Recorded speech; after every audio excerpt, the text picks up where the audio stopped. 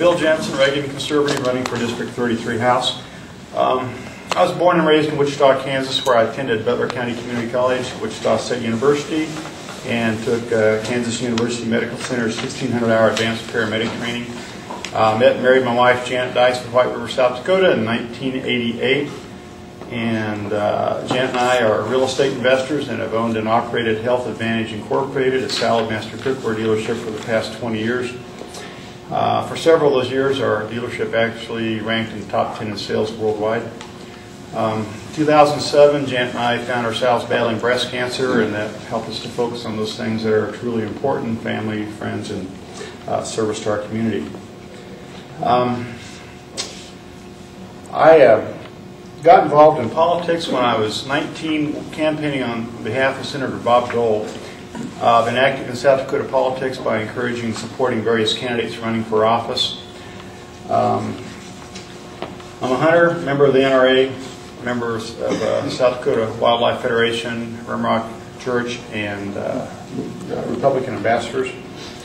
I believe in the limited Jeffersonian model of government, that government governs best at the local level, that the proper role of government is to establish and maintain an environment that encourages and enables the individuals and businesses of the state to become independent, contributing, and self-sustaining entities.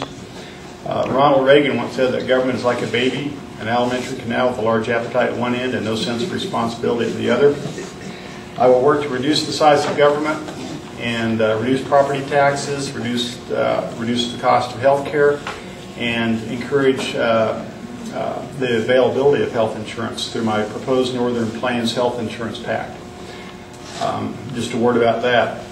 It's modeled on the Heritage Foundation model, and the whole idea is to eliminate barriers that discourage other that prohibit other companies from coming into the state and selling insurance, health insurance. So if we combine with several other states, including like Colorado, Wyoming, Nebraska, Iowa, North Dakota, the surrounding plain states, we're looking at, instead of 750,000, we're looking at roughly 12 to 15 million. That would be a larger pool for the insurance companies to go fishing in for clients. So when you have a larger number of clients available, you have more companies competing for those clients, you're going to have more products available, and you're going to have lower prices. And college students will be able to afford insurance. I will work to encourage businesses, both large and small, and entrepreneurship. Economic development is a big thing for me as well. Work to improve education. Also protect gun rights and protect life, and would like to move us toward energy independence by encouraging various forms of alternative fuel in addition to coal, gas, and oil. Thank you, Bill. Do you support a state income tax? Yes or no? And why? Absolutely not. I don't think we need it.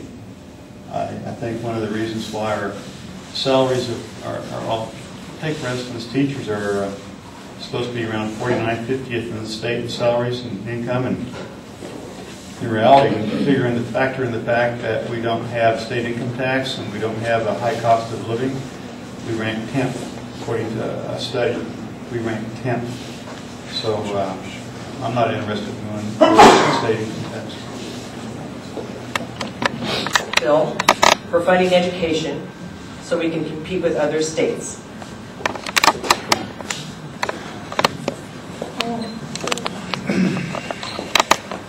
Funding education.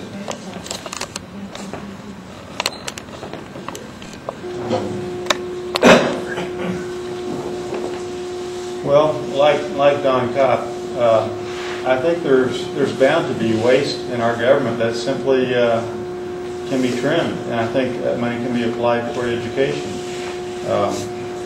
When I think of down there at the Pine Ridge Reservation, there's a program, virtual classroom, that Dr.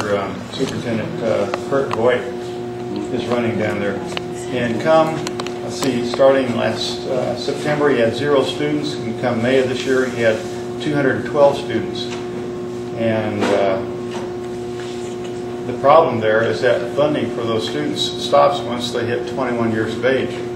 There's no money, there's no federal money available for them. And what I'd like to see there, I'd like to see the tribes step up to the plate. Some of that gambling money should go toward financing that program. It's a very worthwhile program, and it's making a difference. $2,600 is what I keep hearing that is spent per student per year. In reality, it's $4,600. 50 cents of every dollar that the state spends goes to education. And I'd like to find out what do people think ought to be cut, what programs should be cut if you want to get more than 50 cents of every dollar going toward education. The legislature provides lots of money for education. The problem is the school districts determine where that money goes. And if they're not spending the money on teacher salaries, that's not the legislature's fault, that's the school district's fault. So I encourage us to, the school districts to be, thinking more in terms of what teachers should be paid. Thank you, Phil.